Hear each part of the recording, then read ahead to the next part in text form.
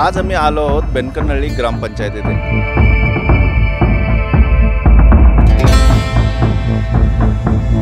प्रत्येक दिवशी प्रत्येक गाडी प्रत्येकाच्या घरी जाते घंटागाडी आणि आम्ही गाडीतूनच कचरा उचलला जातो।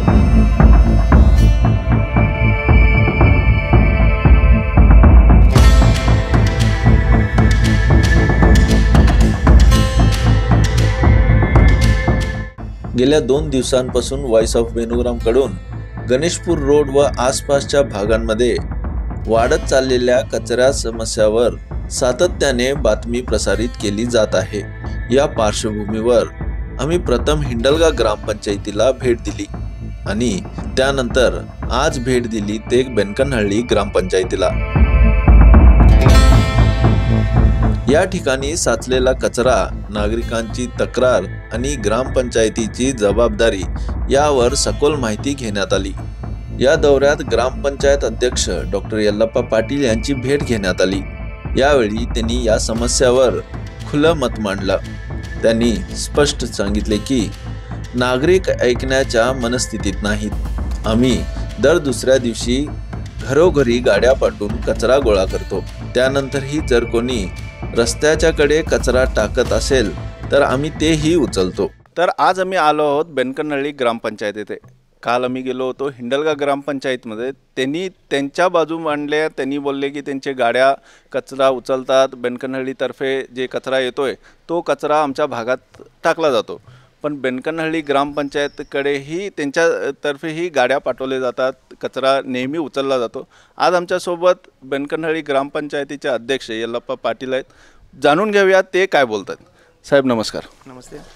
आता हा कचऱ्याचा समस्या बेनकनहळ्ळी हिंडलगा ग्रामपंचायत हे दोन्ही ग्रामपंचायतीच्या मध्ये जो रस्ता जातोय गणेशपूर ते बेनकनहळ्ळी किंवा बेळगुंदी, मग कचरा दोन्हीकडे होत असतो, पण जास्त करून हिंडलगा ग्रामपंचायतीच्या हद्दीत होतो। त्यांचं म्हणणं असं आहे की जे लोक गाड्या घेऊन जातात किंवा बेनकनहळ्ळी ग्रामपंचायतीच्या अंतर्गत जे कॉलनीज येतात तिकडचे लोक टाकले जातात आणि ह्या साईडला जे पडते ते कचरा त्यांची बेनकनहळ्ळी ग्रामपंचायतचे लोकही उचलत नाहीत। ह्यावर तुमचं काय म्हणणं आहे? आता आम्ही सांगू इच्छितो की बेनकनहळ्ळी ग्रामपंचायतच्या व्याप्तीमध्ये आम्ही 4 गाड्या ठेवलेल्या आहेत। परवाच आम्ही 2 गाड्या आणि नवीन खरेदी केलेल्या आहेत। तर प्रत्येक दिवशी प्रत्येक गाडी प्रत्येकाच्या घरी जाते घंटागाडी आणि आम्ही गाडीतूनच कचरा उचलला जातो। तर काही लोक ये जात असताना रात्रीच्या वेळी अपरात्रीच्या वेळी बाजूला कचरा टाकून जातात। त्यासाठी आपण जागे फलकसुद्धा लावलेले आहेत आणि फलक लावून आम्ही अनेकांना दंडसुद्धा आकारलेला आहे। तर पब्लिक नसलेलं बघून म्हणजे कोण दिसत नाही त्यावेळेला ते कचरा टाकून जातात। ही समस्या फार मोठी आहे आणि मेन रोड असल्याकारणाने त्या ठिकाणी ते कंट्रोल करणं थोडं प्रॉब्लेम व्हायला आहे। तरी आमची प्रयत्न चालू आहे। तर मेन रोडच्या राईट साईडला बेळगावला जाताना आमची हद्द येते बेनकनहळ्ळी ग्रामपंचायत, लेफ्ट साईडला हिंडलगा ग्रामपंचायतची हद्द येते।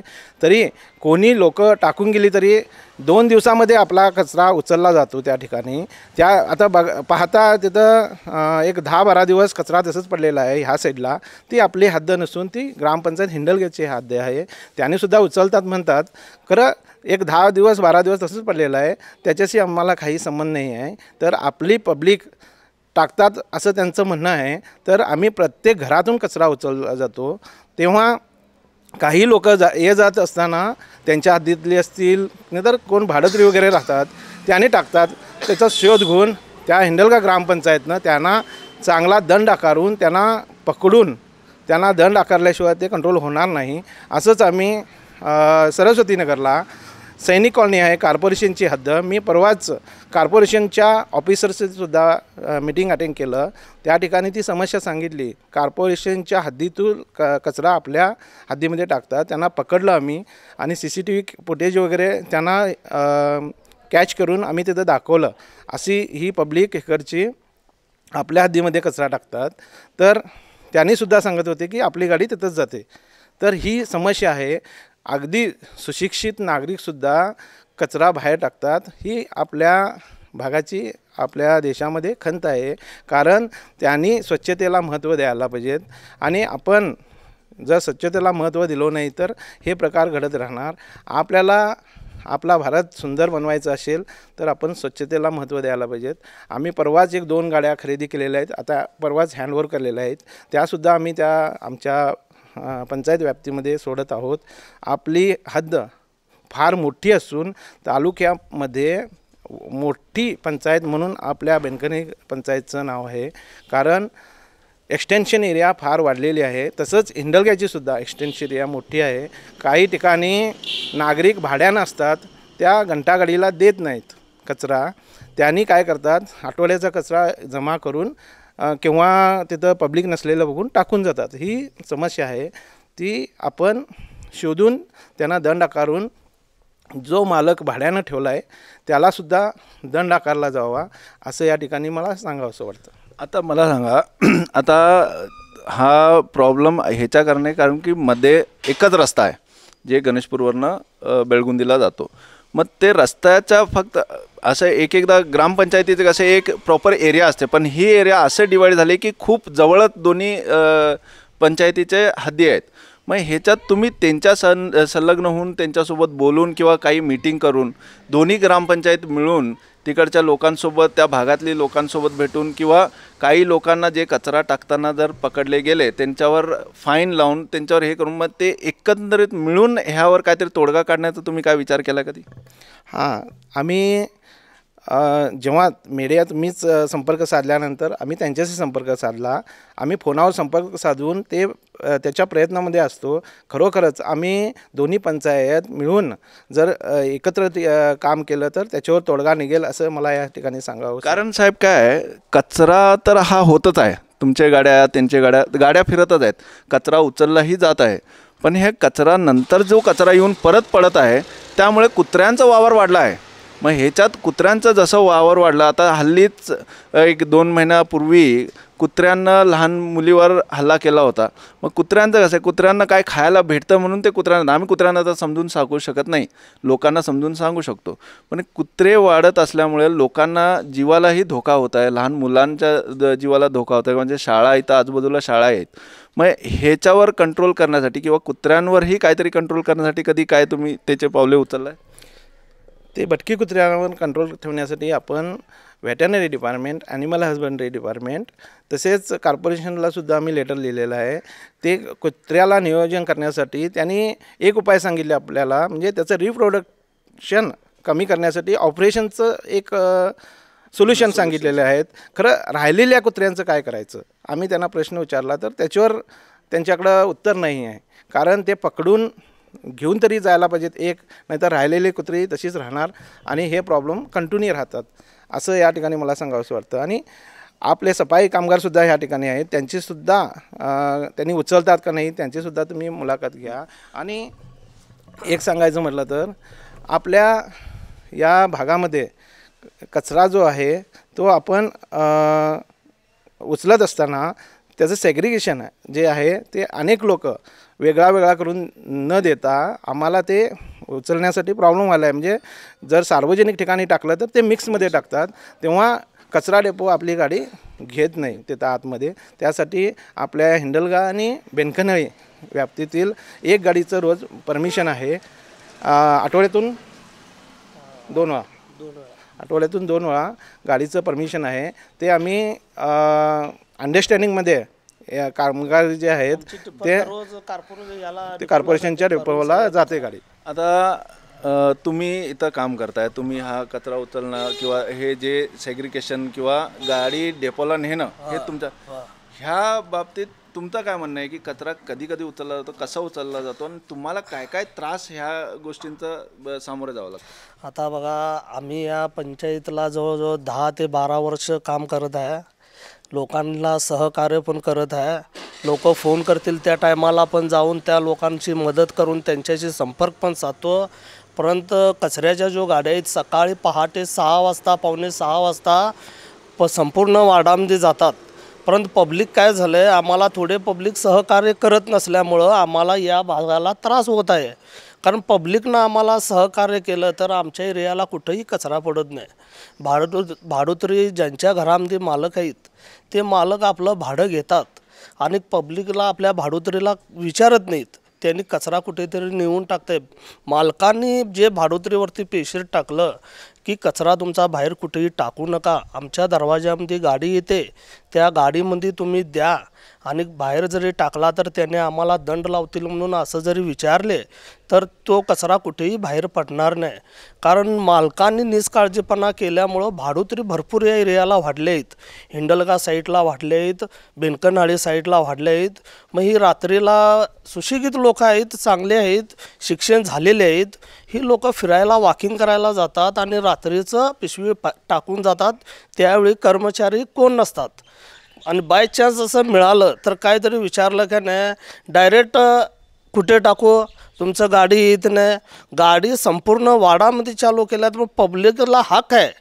ज्या घरामधला कचरा घेतला नाही त्या पब्लिकनं विचारायचा अधिकार आहे. पब्लिकनं सहकार्य करून गाडीला कचरा द्यायला पाहिजे. नाही घेतले, आमचे कामगार काहीतरी विरोध केले तर आम्ही कामगारवरती कारवाई करू शकतो. म्हणून पब्लिकनं सहकार्य केले का नाही, आम्ही या 2 दिवसामध्ये काय असेल ते संपूर्ण वार्ड आमचं क्लिअर करून घेतो. आजूबाजूचा जे कचरा आहे ते पण आम्ही उचलून घेतो. याच्यानंतर जरी आम्हाला कोणतरी सापडले तर डायरेक्ट त्यांच्यावर कारवाई करून पोलीस कंप्लेंट करून काय असेल ते पंचायतीची फीज भरून त्यांना दंड आकारून आम्ही मालकांना दंड आकारतो. मग ह्या पुढं आता तुम्ही ह्यावर स्ट्रिक्ट काम करून लोकांना किंवा काही एखादा छोटा मोठा अवेअरनेस किंवा लोकांमध्ये जाऊन त्यांच्याकडं त्यांना समजून सांगून आणि एकदा ह्याचे काय प्रयत्न तुम्ही याच्या पुढं करणार? हां, या कचऱ्याबद्दल, स्वच्छतेबद्दल अवेअरनेस करायला पाहिजेत. तर आम्ही प्रत्येक गाडीला स्पीकर लावलेला आहे आणि प्रत्येक गाडी 1 आठवडा फ्री गाडी फिरवायचं आणि लोकांना अवेअरनेस करायला पाहिजेत. आपल्या घंटागाडीलाच कचरा द्या, कारण घंटागाडीला कचरा नसल्या कारणाने ती पब्लिक रात्रीच्या वेळी अपरात्रीच्या वेळी ते कचरा सार्वजनिक ठिकाणी टाकतात. त्याला कुठंतरी आळा बसवायला पाहिजेत. आणि आम्ही एक डिसिजन घेतलं आहे मीटिंगमध्ये. आता येत्या मीटिंगमध्ये जे आम्ही टॅक्स कलेक्शन करतो पब्लिकचं, ज्या मालकाने भाडोत्री हे दिलेत आपलं बिल्डिंग वगैरे, त्यांना जर आमचे जे कामगार आहेत, स्वच्छता कामगार, त्यांना कचरा दिले नाही त्याचा रिपोर्ट घेऊन त्यांच्या टॅक्समध्ये आम्ही दंड आकारू. या ठिकाणी टॅक्समध्ये दंड आकारला तर त्या मालकाला समजेल की आपण काय करायला पाहिजेत. ज्या भाडोत्री जे टाकाले त्यांच्यावर कसं स्ट्रिक्ट ठेवायचं ते त्यांनी त्यांच्यावर ॲक्शन घेतील. तर हे होते यल्लाप्पा पाटील, बनकनहळ्ळी ग्रामपंचायतीचे अध्यक्ष. त्यांचं म्हणणं आहे की तेही योग्य वेळी नेहमीप्रमाणे ते कचरा उचलले जातात. कामगारही आमच्यासोबत होते. तर कचऱ्याचा समस्या दिवसेंदिवस वाढत चालला आहे. ह्याच्यात फक्त ग्रामपंचायत किंवा महापालिका हेच काम करणार नाही, ह्याच्यासाठी लोकही जागरूक होणे खूप गरजेचं आहे. कारण आत्ताच्या काळात सगळे सुशिक्षित लोक आहेत.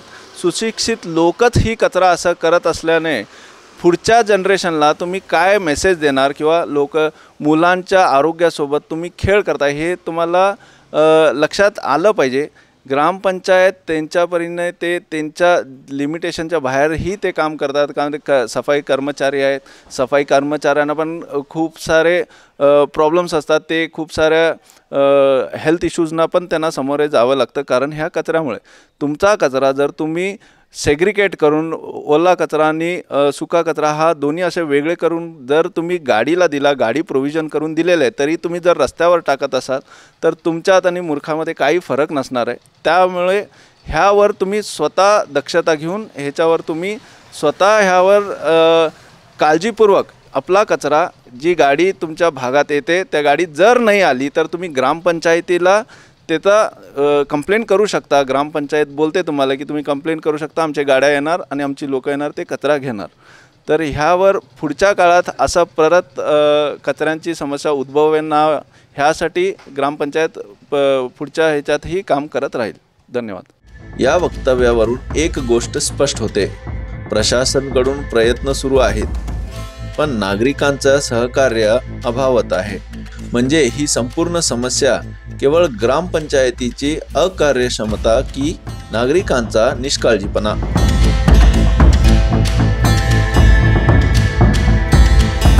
या प्रश्नावर उत्तर मिळणे गरजेचे आहे. कारण कचरा हा फक्त आरोग्याचा नाही तर शहराच्या प्रतिष्ठेचा आणि स्वच्छतेचा मूलभूत विचारांचा प्रश्न आहे.